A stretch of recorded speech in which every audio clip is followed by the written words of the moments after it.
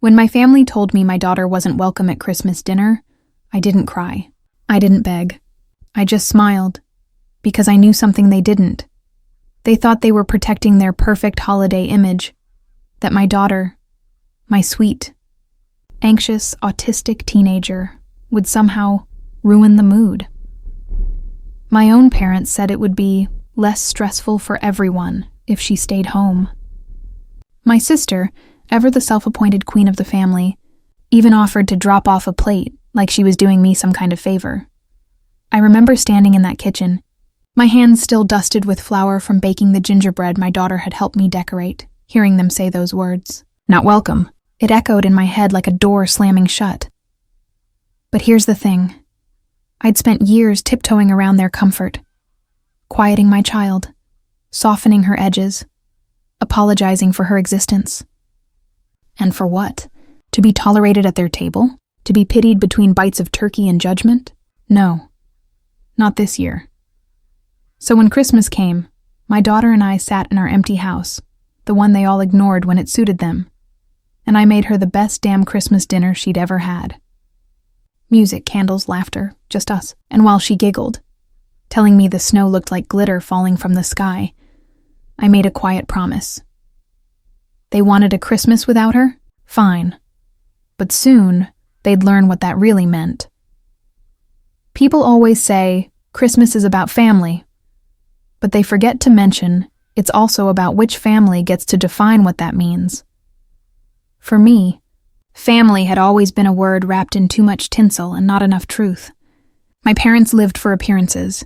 My mother, Elaine, could frost judgment on a sentence faster than she could frost a cake. And my father, Robert, was the silent partner in her crusade for social perfection. My sister, Janine, was their golden child, married to an orthodontist, mother of 2 angelic children who wore matching sweaters and smiled on cue for photos. And then there was me, the one who married young, divorced early, and had a daughter who didn't quite fit into the world they'd curated. Her name is Lily, 17 now, though she'll always be that tiny, wide-eyed miracle in my mind. She was born premature, her first breath sounding like whispers through glass. The doctors warned me she might have developmental challenges, and they were right. Lily is on the autism spectrum. She's brilliant in her own way, but crowds, noise, and new faces drain her faster than any phone battery. Growing up, my family treated her like a fragile ornament, to be admired from a distance, but never handled too much. My mother used to whisper, "She just needs more discipline, dear," as though Lily's meltdowns were tantrums and not sensory overloads. My father would murmur something about routine and structure, while Janine just smiled sympathetically, the kind of smile that felt like pity dressed in pearls. Still, I tried. Every Christmas, I packed Lily's headphones, her favorite snacks, her sensory toys, and her brave little heart. Every year, I told her, "They love you, sweetheart. They just don't understand." And every year, she'd nod, clutching my hand, believing me, even when I wasn't sure I believed it myself. I worked as a nurse, 12-hour shifts, holidays, weekends. I missed parties, dinners, and the luxury of sleep. My colleagues called me dependable. My family called me unavailable. The irony wasn't lost on me. I'd spent years tending to strangers' families while mine barely tolerated my own. Still, I played along. I showed up with casseroles, smiled through conversations about stocks and ski trips, and laughed when Janine made backhanded jokes about how hard it must be doing it all alone. But last year, everything started to shift. Lily was older now, more self-aware. She noticed the glances, the way my mother's voice softened when talking to her cousins, but went tight and careful with her. She noticed when Janine's kids exchanged looks during grace. She noticed everything. After dinner that Thanksgiving, she asked, "Mom, why doesn't Grandma ever look at me when she talks to me?" I lied. "She's just distracted, honey." But even I could hear the hollowness in my words. So when Christmas rolled around, I told myself this year would be better. I'd called ahead, offered to host. My house wasn't as big as my parents', but it was warm and full of heart. I'd planned the menu, bought decorations, and even found a sensory-friendly Santa event Lily could handle. For once, I wanted her to feel part of it all, not like a guest in her own family. Then came the call. It was my mother, her voice dripping with the politeness that always meant trouble. "Sweetheart, we've been thinking. Maybe it would be easier for Lily if she stayed home this year. There's just going to be a lot of people, and we don't want her to feel overwhelmed." Translation: she makes us uncomfortable. I stood there, spatula in hand, trying to swallow the lump in my throat. "She's been looking forward to it, Mom." "Well," she said, "maybe you could come by after dinner. We'll save you some leftovers." I don't remember hanging up. I do remember Lily walking in a moment later, humming a Christmas song under her breath, and me forcing a smile so hard it hurt. The next day, I called Janine, thinking maybe I'd misunderstood. She didn't even hesitate. "Oh, Mom told you?" "Yeah, it's for the best. You know how Lily gets when things are loud." As if that excused it. As if how Lily gets was some moral failing instead of a neurological difference. For years, I'd been the peacekeeper, the one smoothing over arguments, the one making excuses. But that day, something inside me cracked. You can only bend for so long before you break.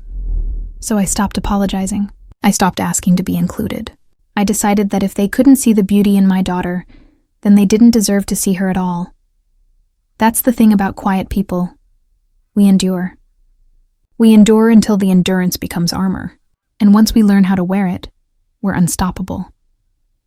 By Christmas Eve, I had everything ready. The tree trimmed, lights glowing, carols playing softly.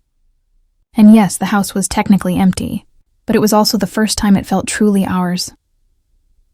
Lily danced barefoot on the carpet, wearing reindeer pajamas, holding a sparkler I'd lit for her. I watched her face glow in the golden light, and something in me shifted.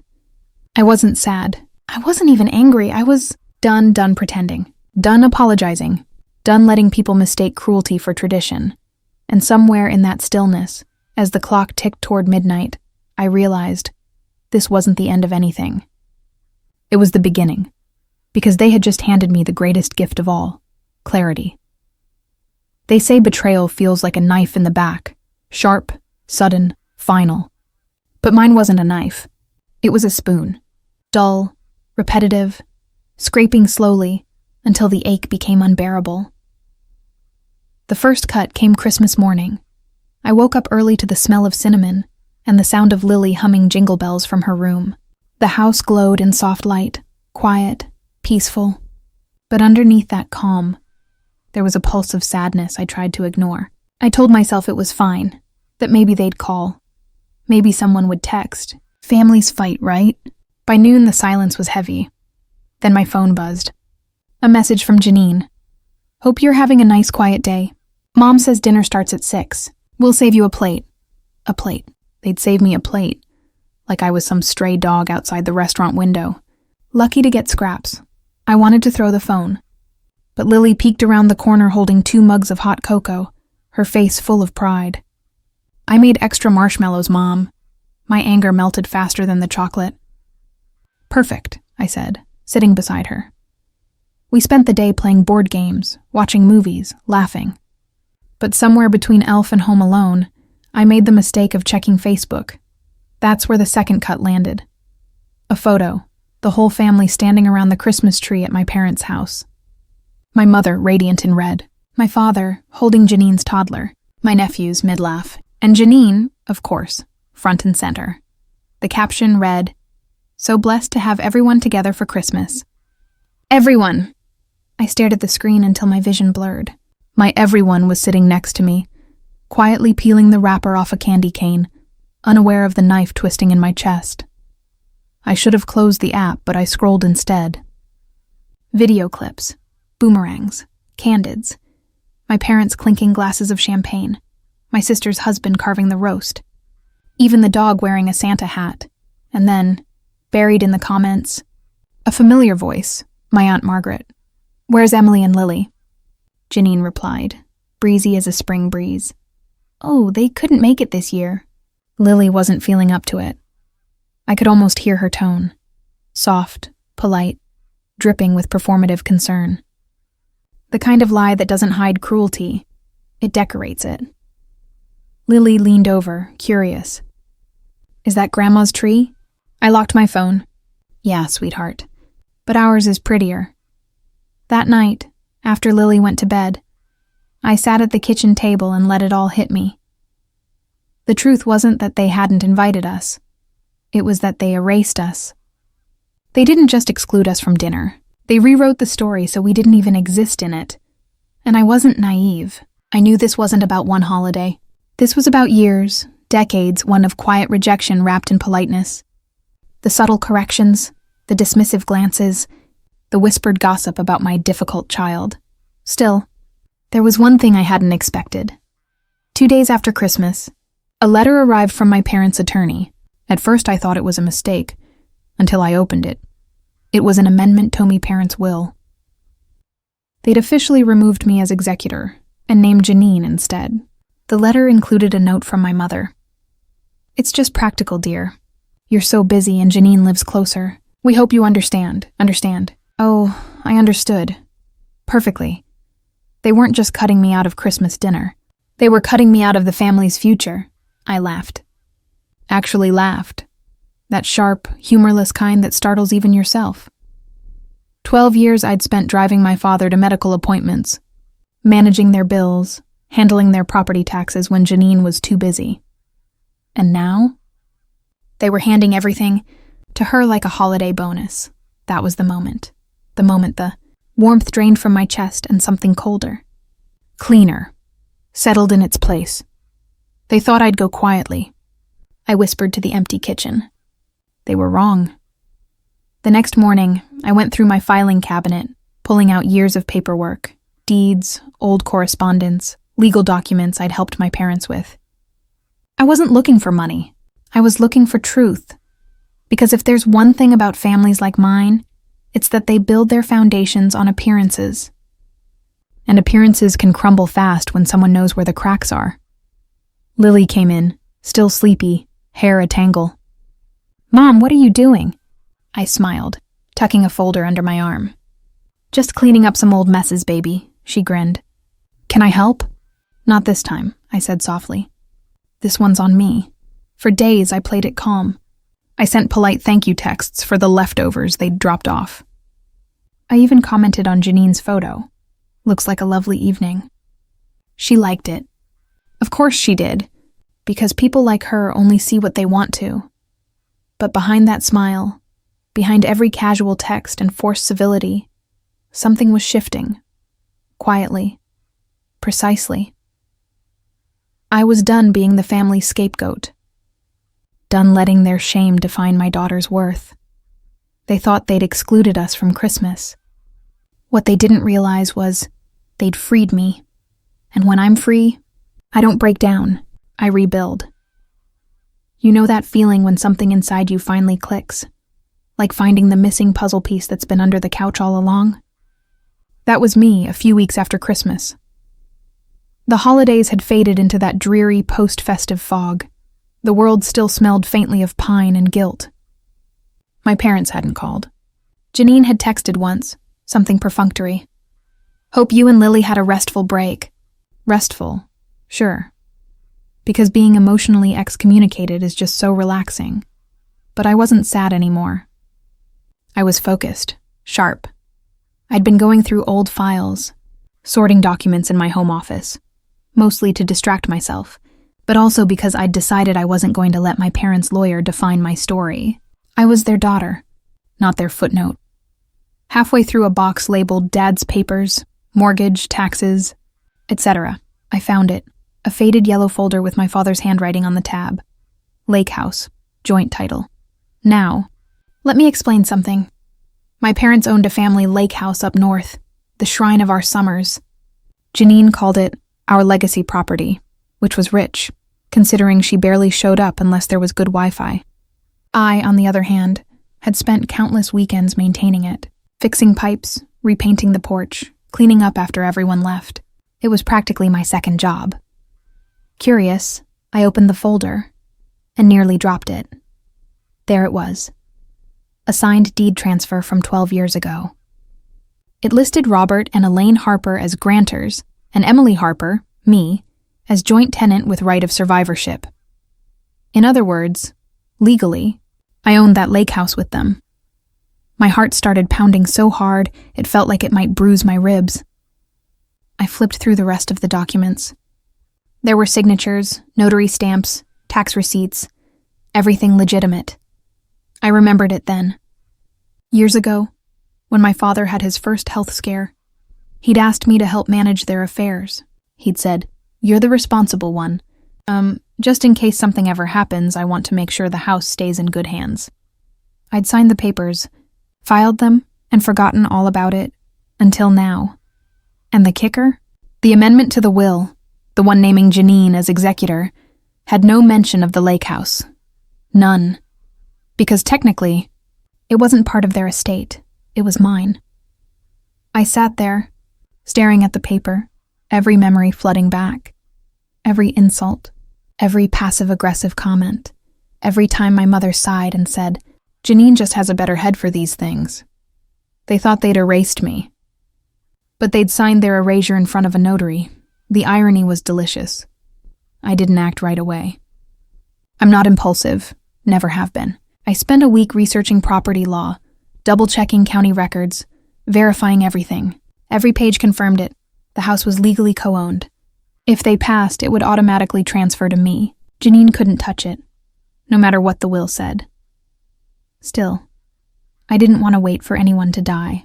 That's not my style. I wanted something cleaner. Poetic justice served while everyone was still alive enough to taste the bitterness. And then, one morning, the opportunity practically hand-delivered itself. Janine called. "Hey, Em." Funny question. Mom and Dad were talking about maybe doing some renovations at the lake house this spring. You know, making it more modern. "Do you still have a key? I can't seem to find mine." Oh, the universe really does have a sense of humor. I smiled into the phone. Of course I do. But renovations? What kind of renovations? "Oh, just small stuff," she said breezily. "Mom wants to redo the kitchen, maybe replace the deck. Oh, and they might rent it out a bit this summer to cover costs. Rent. Out. My property." "Sounds great," I said sweetly. "I'll look into it." She paused. "You'll look into it?" "Sure," I replied. "Since I'm on the title, it's kind of my responsibility to approve major changes." Silence. The good kind. The kind that lets you hear panic forming in someone else's throat. "Wait, what?" she said finally, that polished confidence of hers cracking just a little. "Check the county registry," I said. "You'll see my name right there next to Mom and Dad's. Oh, and make sure any contractors send estimates to me too, since, legally, I'm an owner." I could practically hear her blinking through the phone. I didn't know that. "Of course you didn't," I said cheerfully.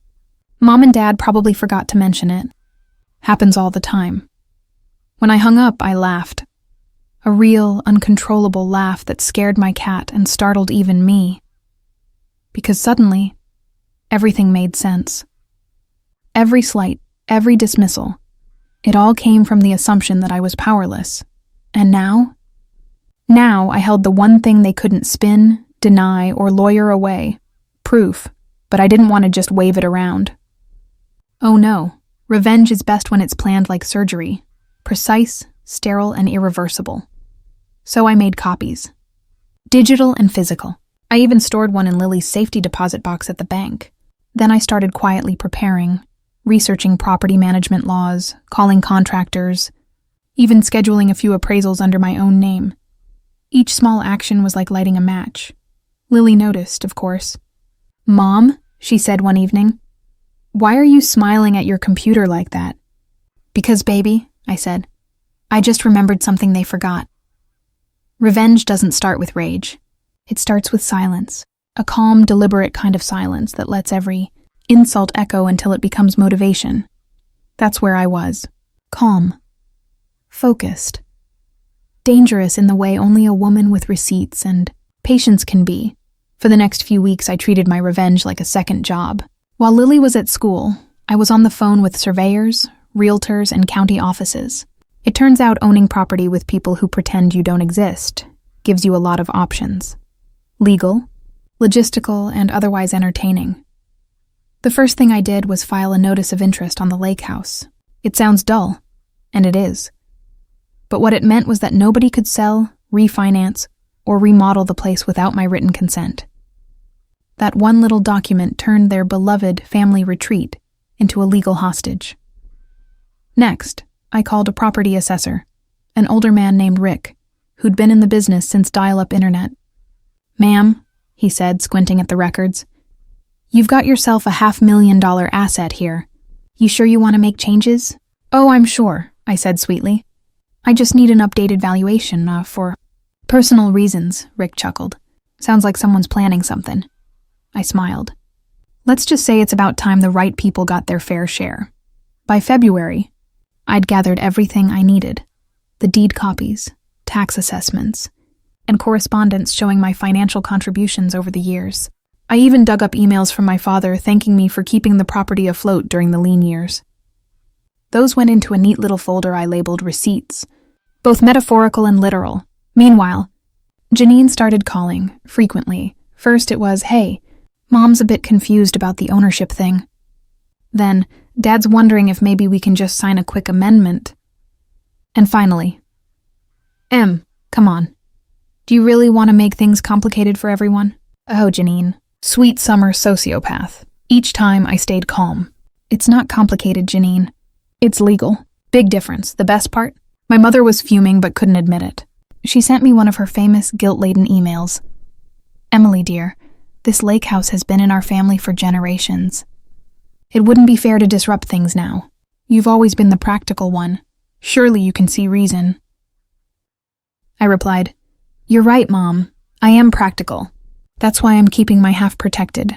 No threats. No raised voices. Just quiet boundaries wrapped in legal precision." Meanwhile, I made the lake house mine in every invisible way possible. I switched the utilities to dual-name billing. I paid the upcoming property taxes directly through the county portal. I even hired a maintenance crew, under my authorization, to do some much-needed repairs. When the invoices arrived, I forwarded them to my parents and Janine with a polite note. "Since this is a joint property, please see attached maintenance receipts. My portion has been paid." The silence that followed was the sweetest sound. Of course, Lily noticed I was busier than usual. "Are we moving, Mom?" she asked one night as I reviewed contracts at the kitchen table. "No, sweetheart. We're just making sure what's ours stays ours." She nodded thoughtfully, her fingers tracing the edge of her mug, like when the kids at school try to take my sketchbook. "Exactly," I said, "except instead of crayons, we're using legal documents." She giggled. "That sounds way scarier." Oh, it was. By spring, I'd also contacted a property lawyer, a quiet, brilliant woman named Dana who specialized in estate disputes. I brought her the folder, laid out every document, and told her everything. She read in silence, occasionally raising an eyebrow. When she finished, she leaned back and said, "Well, Miss Harper, they messed with the wrong nurse." I grinned. "That's what I've been saying."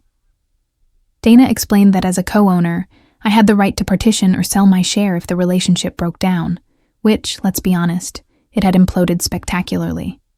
And if I wanted, I could even file a partition action, forcing a sale or buyout.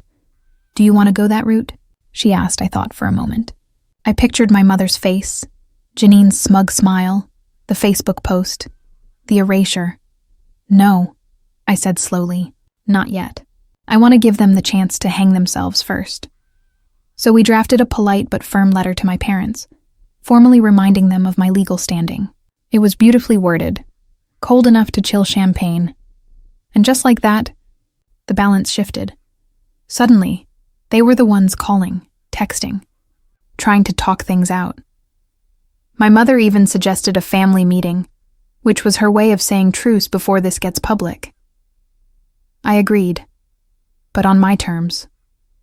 We met at a neutral spot, the lake house itself. The air that day was crisp, the lake frozen over like a mirror. Janine arrived first, wearing her perfect beige coat, looking like she'd stepped out of a catalog called Passive Aggression Quarterly. My parents followed, stiff and silent. I greeted them with coffee and a folder on the counter. "What's this?" my mother asked. "Documentation," I said lightly. "Everything you seem to have forgotten. Deeds, records, tax receipts. Just a friendly reminder that this property is as much mine as yours. My father shifted uncomfortably. Janine tried for a smile. No one's disputing that. We just think it's better managed under one person. Of course, I said, leaning back. Then buy me out. They blinked. What? You heard me, I said evenly. If it's such a burden for you to share ownership, you can buy me out at fair market value. I even brought the appraisal. I slid the report across the counter. The number made my mother's mouth tighten. $500,000, split evenly. You can write me a check by next week, I added sweetly, or I'll move forward with a rental agreement in my own name. The property is sitting idle after all. The silence that followed was almost holy. Janine was the first to crack. You wouldn't rent it out, I smiled. Watch me. For the first time in years, I saw fear flicker in her eyes. Not because I'd yelled, but because I hadn't. That's when I knew. I didn't need to destroy them. I just needed to let them watch me stand up straight, and nothing, absolutely nothing, unsettles controlling people more than the realization that you don't need their approval anymore. People imagine revenge as fireworks and screaming. They picture red-faced confrontations and dramatic showdowns. My revenge was quieter, like a well-timed exhale that blew out the candles on their perfect little cake. I moved deliberately. No theatrics, just paperwork and follow-through. I started by listing the lake house on a short-term rental platform, under my name, of course, with photographs I'd had taken to highlight the vintage charm and the sunsets that looked like spilled paint. The description was clinical, even poetic. Private family lake house with original hardwood floors, wraparound porch, and a history of laughter. I left out the history of passive aggression line. That was implied. Then I opened a separate bank account for rental income and set up an online calendar. Every booking request pinged my phone like a small, satisfying drumbeat. I hired a property manager who understood discretion and who, when I said no, absolutely no family parties without prior written consent, merely smiled and nodded. He also had a knack for timing. I sent Janine an email, plain, professional. Due to planned renovations and increased insurance requirements, I will be placing the property on the short-term rental market beginning June 1st. Please advise if you wish to exercise your right of first refusal to buy my share by May 15th. If I do not hear from you, bookings will proceed. I watched the read receipt pop up, 2:13 p.m. Her reply came 3 hours later, terse and clipped. We'll talk. They did try to buy me out. My mother called that night, voice trembling with a combination of anger and embarrassment. Emily, this is ridiculous. I let her finish in the same small, soft voice I'd heard all my life when she was pretending to be hurt. Mom, I said, I gave you the opportunity. You chose to erase us from Christmas. You chose to change the will. You chose to make decisions about our family without us. This is simply me choosing to protect what's mine, Linz. Then, we just didn't realize you chose not to tell me, I corrected. Intentionally or not, the effect is the same. Janine panicked. She called my husband. No, I don't have a husband. She texted neighbors, even messaged an old college friend who happened to be a small-time influencer. Desperation makes people conspicuous. They began posting vague, sorrowful statuses about family disagreements and misunderstandings without ever mentioning the lake house or the legal reality. The cognitive dissonance was delicious. Bookings started to roll in. A photography crew came for a weekend shoot. A small family from Ohio took their kids for a summer week. They left glowing reviews about the host's attentiveness and the lovely, peaceful vibe. The property manager forwarded invoices and receipts to my email and copied the Harpers, my parents, on the maintenance reports. I made sure each email had an obvious header. From Emily Harper, co-owner. My parents were furious. Janine was frantic. They ramped up pressure. Calls, lawyer threats, offers that sounded like sobs in the dark. I entertained nothing sensational.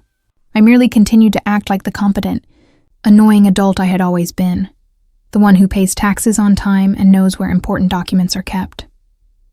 At one point, Janine showed up in person at the lake house with a contractor and 2 boxes of old family memorabilia, photo albums, yellowed paper, a wooden boat oar with our names carved into it. She walked onto the porch and asked me, in front of the property manager and our newest guests, to please stop this nonsense, and handed me an envelope.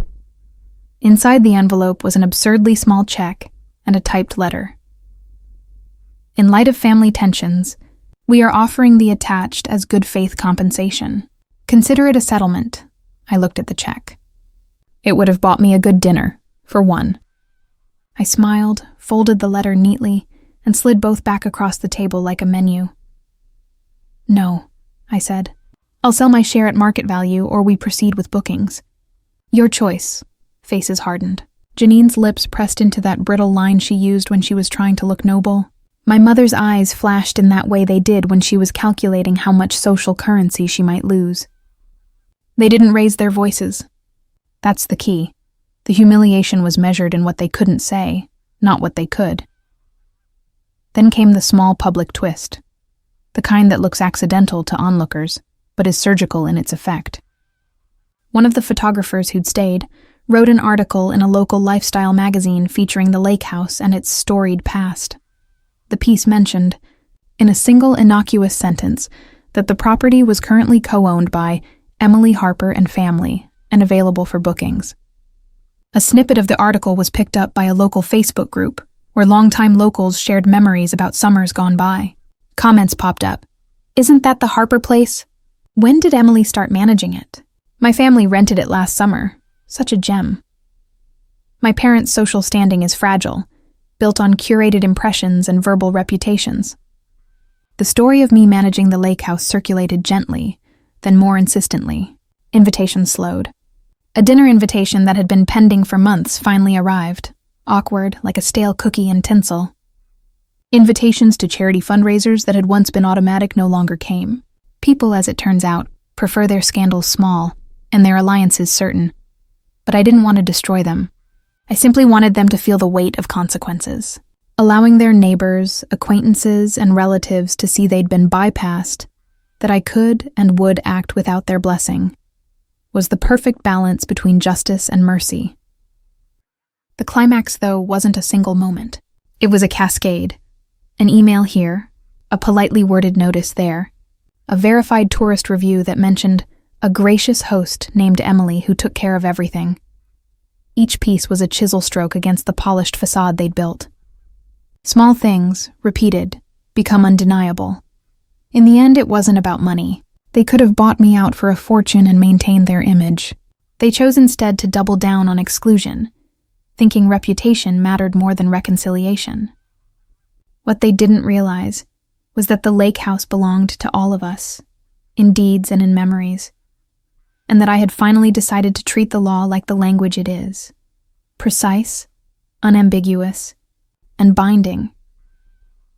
When the first weekend's rental income cleared into my account, and I paid Lily her share for being my taste tester, she squealed and did a little victory dance in the kitchen. I took a picture of her and sent it to my parents with one line. We had a lovely weekend. Thanks for freeing us to celebrate on our own terms. Their reply was a single, "We need to talk." My answer? A calendar invite for next month, meeting at the lake house. They thought the meeting would be to placate me. It turned out to be the moment they finally had to reckon with their choices, and with the fact that the person they dismissed had all the receipts, all the rights, and all the resolve. There's a strange calm that settles after you stop being afraid of losing people. It's like stepping outside after a hurricane. The air still smells like rain, the trees are crooked, but the sky is impossibly blue. That's what my life felt like in the months after the lake house showdown. Blue skies over wreckage. The rentals continued smoothly. Each month, I'd transfer part of the earnings into Lily's college fund. I told her it was our freedom fund. She liked the sound of that, said it felt like a superhero thing. And honestly, she wasn't wrong. For the first time in years, I wasn't walking on eggshells. No more bracing for a passive-aggressive phone call or a carefully phrased insult about responsibility, or how difficult Lily can be. My home was quiet. Not the suffocating kind of quiet that comes from exclusion, but the peaceful kind you earn when you finally close a door yourself. My parents didn't cut me off, not officially. That would have required them to admit defeat, and they weren't built for that. Instead, they began performing civility. There were tentative texts, vague comments on social media posts, and one hilariously awkward invitation to brunch that came with a note. It would be nice to reconnect. Let's not dwell on the past. I smiled when I read that. Not bitterly, just with understanding. Because that's what they never grasped. I wasn't dwelling on the past. I'd simply stopped pretending it hadn't happened. Janine, on the other hand, avoided me completely. She'd gone from smug superiority to fragile silence, the kind of avoidance that only happens when someone realizes the person they underestimated might actually be holding the entire deck. I'd see her at family functions, the few I attended, and she'd smile too brightly, ask too casually about how the rentals are going, as if the words didn't taste like vinegar on her tongue. And I'd always reply, "Great, thanks." Fully booked for the summer, Lily thrived that year. I think she sensed the shift before I did. Her art flourished. She drew more, laughed more, even joined a small local theater group. One night she looked at me over dinner and said, "Mom, it feels like we're not in trouble anymore." That one sentence nearly undid me, because she was right. For years I'd felt like I was constantly apologizing. For her, for myself, for not fitting the family mold. And finally, we weren't. We were simply living. One evening, in early fall, I drove up to the lake house alone. The tourists were gone for the season, and the air had that crisp, nostalgic chill. I sat on the porch with a blanket and a mug of coffee, watching the lake catch the last sliver of sunset.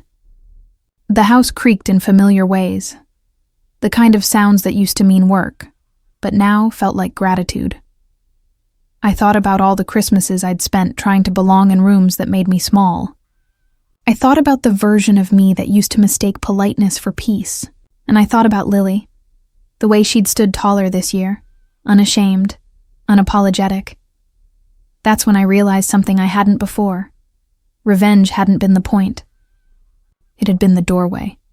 The real victory wasn't the property, or the legal win, or even the quiet humiliation of my family's social circle.